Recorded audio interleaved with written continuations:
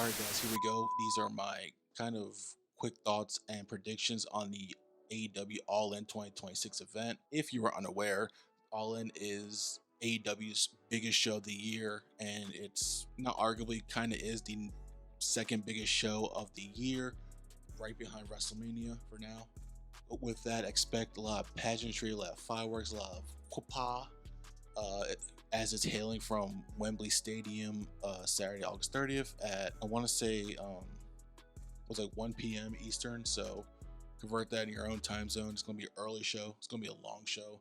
Last year was 6 hours. I was there. Expect 6 hours this time. As far as the pre-show, I think the TBS title gets on there, and whoever Maya World defends against, she retains. I think the women's casino match gets on there. Give me Persephone to win, and somehow we get the Costco guys on there and 5 big booms. And that's basically what the pre-show is going to be. On to the main card. AEW Men's World Tag Titles. I think it's Cage and Cope versus the Young Bucks. This match is more about the fact that we're getting two of the best tag teams ever than the match itself. To me, it feels like it's not going to be like a super duper high spot fest. There's going to be spots they're going to pick and choose, because Cage and Coke can't do flippity foo flaws at 50 anymore. Young Bucks are going to do a lot of heavy lifting in this match. As far as a winner, I think Cage and Coke retain. Doesn't make sense to throw the titles back on the Young Bucks. There's more fresh title matchups with Cage and Cope as a champ than as a Young Bucks, so look for Cage and Cope to retain here. On to the women's world tag titles. Divine Dominion Brawling Birds. I hope they get 15 minutes, and I hope that it becomes less of a wrestling match and more of a fight.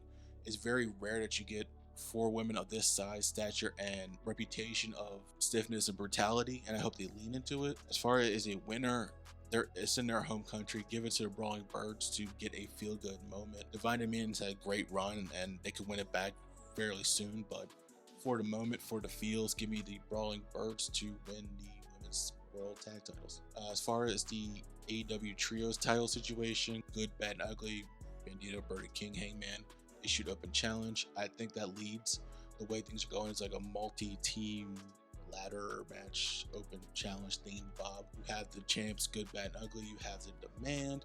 You have Bang Bang Gang, you have the Dogs. Well, Lethal Twist just won the Ring of Honor one, so they might not be in there. But and then you have the wild card, which is Swerve. He's like, I can pick anybody, and it's like the biggest tongue-in-cheek rumor, not rumor, that this is where we're going to see the artist formerly known as New Day, Austin Creed, Kofi make their debut. As far as the match itself, it's chaos. If you've seen an AEW multi-man match, you've seen them all. It's chaos. People will be flying tables, all that stuff.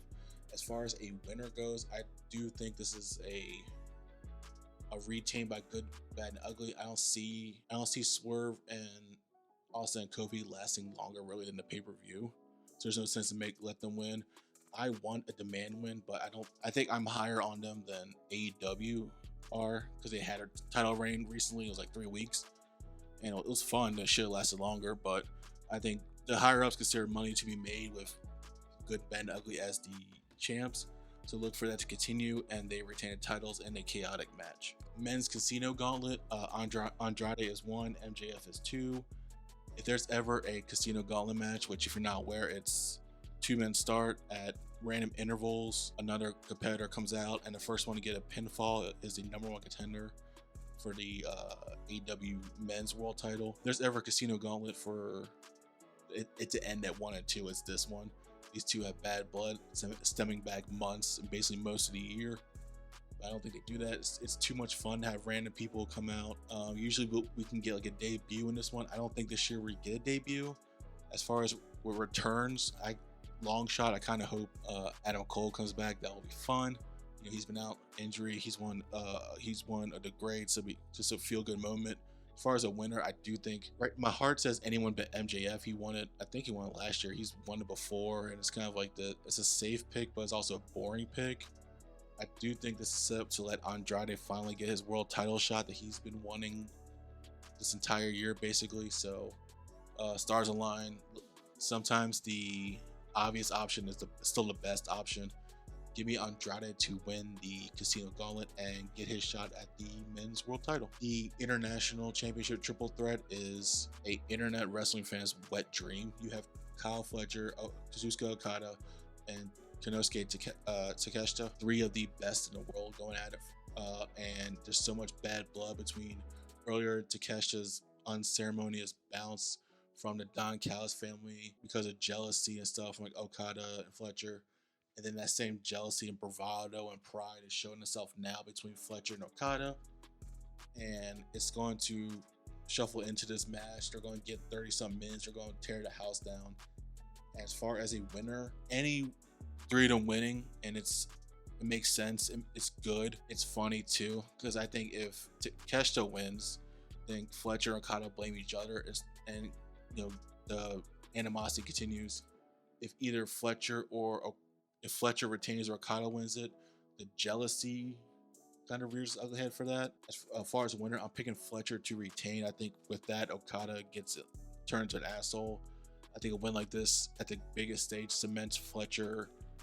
Like, he's already a main eventer, but it's like elevates him to where he could be one of those people that just kind of shows up in that world title scenes. Like, okay, any sort of three outcomes is good. It makes sense.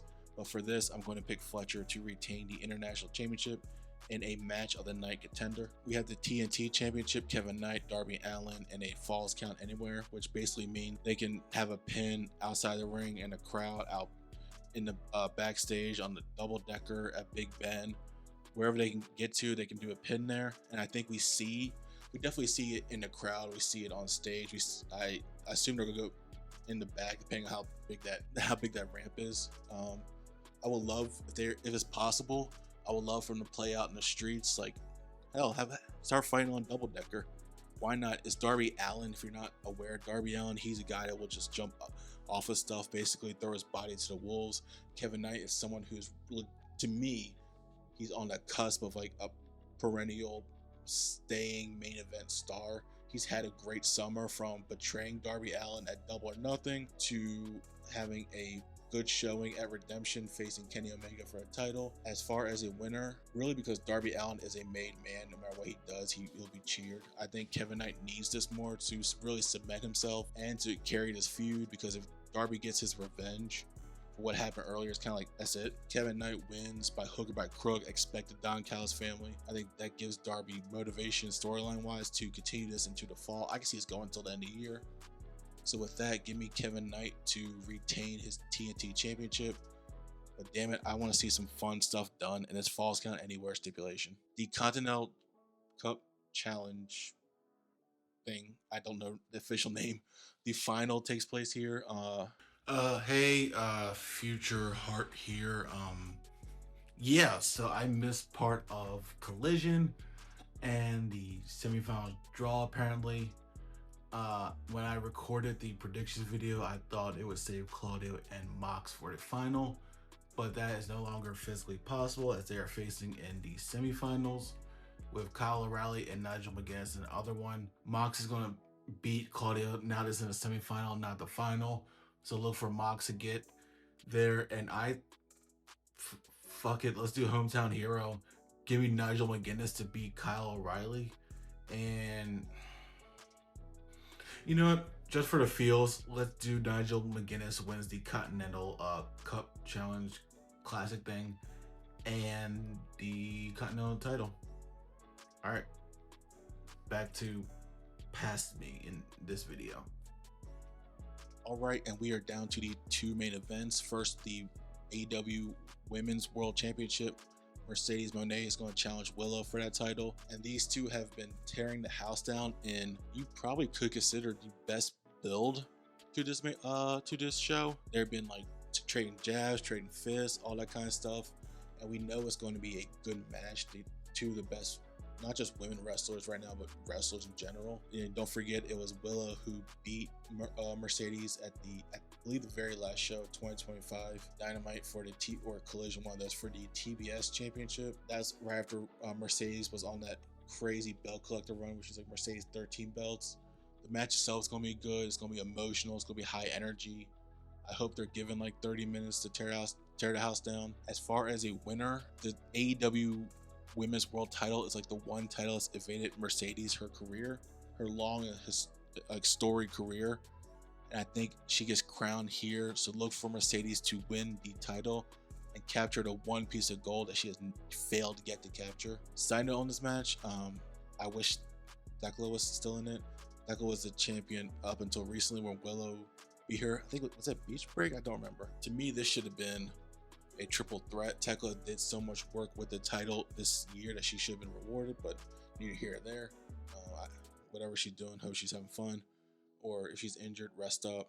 But yeah, we're going to get a great match out of these two. It's really not a bad choice as far as a winner, but it's Mercedes time, I believe. Crown her at the biggest stage and let her reign supreme as AEW Women's World Champ. And now we get to the AEW Men's World Championship. Kenny Omega the champion, Will Ospreay a challenger. I know I said the international title match is a wet dream. This is like not just internet fan, like the casual fans wet dream. You have two of the best in the world. You have Kenny Omega, the champion, the god of professional wrestling, the cleaner, the original, like not the original belt collector, but recently the belt collector. About 20-year career, I believe. Just being one of the best match of the year, match of the year, wrestler of the year, all that kind of stuff, all the accolades. And then you have Will Ospreay, who's kind of like almost been that same. I know they fought before, like in the last decade, but that same trajectory, just coming in and putting on banger matches and wherever he's at, just killing it. And he's had multiple shots at the world title, at the AEW world title, failed to win it. It's been kind of played now. Like Kenny's like, you can't pull the trigger, you can't do what needs to be done to win a title. And much like when the Green Goblin mask is around Norman Osborn, the AEW championship does something to Kenny where he goes from like, even if he's being a jerk at the moment, a respectable jerk, to just a complete dickhead. He's been that way this whole build, like talking down to Will, taking out Will, saying Will doesn't have the killer mentality, killer instinct to take him out. So it's up to Will to overcome that and prove that he can be that guy when he needs to and take the shot in order to become champ. As far as the match, there's like not much needs to be said. It's going to be false finishes. It's going to be crazy spots. Do not expect anything under 50 minutes as far as a match time. I'm fairly certain we're getting over an hour. That's just me. As far as a winner, it's a clear choice. I'm sorry, there's a very clear choice. Much like Mercedes, time to get crowned, it's Will's time to get crowned. So look for Will to win, become the world champ in a hellacious match, and definitely a match of the night contender. As far as my prediction for the match of the night, I'll keep it here. I was really going back and forth between the international triple threat, the women's world title, and the men's world title. As far as match of the night, it's the men's world championship to lose. There's just too much going for it. The competitors, all that stuff. Unless they just shit the bed, I think the match of the night is theirs. MVP, I'm going to predict the Young Bucks for carrying that men's tag title match. Copenhagen, they're not scrubs by any stretch of the word, but they are getting up there. It's gonna be hard to maintain a super duper match like that for long. So look for the Young Bucks to do a lot of heavy lifting, a lot of bumps and all that stuff, and for them to make that match better than it has any right to be. All right, guys, thank you for watching. I hope you appreciate it. The video. Let me know in the comments, do you disagree with my predictions? Who do you think will be the best of the night? Team, person, match? Love to hear it. Let me know who you predict to win, and then what's your excitement level for All In as in general. Don't forget to follow me at all socials as Heartfelt. I'll catch you all in the next video. Enjoy All In. I know I will.